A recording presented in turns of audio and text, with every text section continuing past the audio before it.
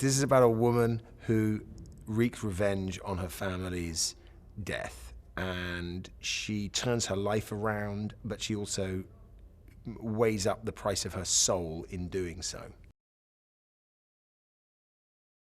I play a guy called Ian Boyd, or Boyd as he's really just referred to, and he is military trained. You get a sense early on that he's perhaps been involved with or is involved with MI6.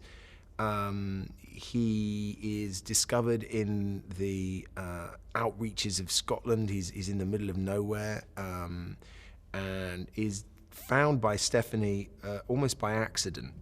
And you learn a little bit about his own background, but in essence, he becomes the trainer and the consultant, if you like, of Stephanie Patrick.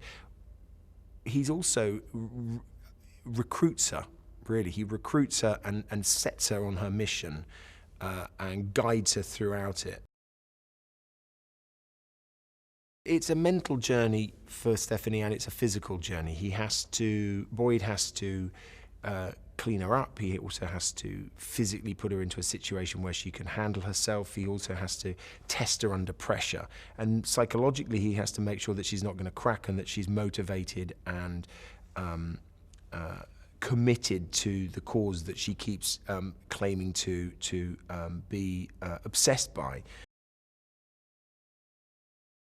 You know, the fact that the female lead is in such desperate situation at the beginning, and to see her slowly but therefore realistically pull herself together and put herself into this situation, very, very different situation, is quite unique, I think. And they don't take any shortcuts. There's no sort of glamorous transformation, or well, there is eventually, but they take their time about it, and they earn it. And that was very much on the page.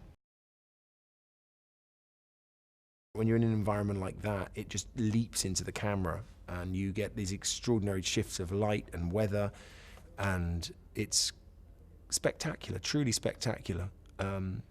And important that you get a sense, first of all, of the bleak loneliness of this environment, so that you understand the mentality of this character, but also the sheer beauty that he's escaped to a place safe and almost zen-like within himself.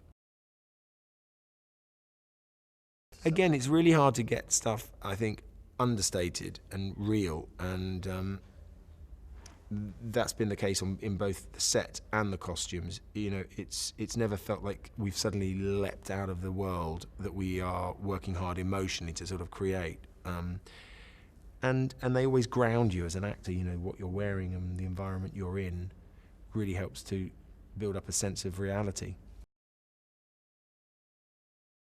Well, Reed was one of the primary reasons I took the job. I'd seen her work, and I was really excited when we met. She had a great vision, and she had a great energy about her, and a great enthusiasm, and I liked her take on the script. I liked that she wanted and was excited by its roughness and rawness. They encourage and facilitate Reed's enthusiasm and a vision. And yet I also look to producers, and you know that you're in incredibly safe hands, and that they've got you covered, and also the product and the projects that they've provided in the past, or produced in the past rather, are you know, of incredibly high quality. So it's the perfect mix and match, really.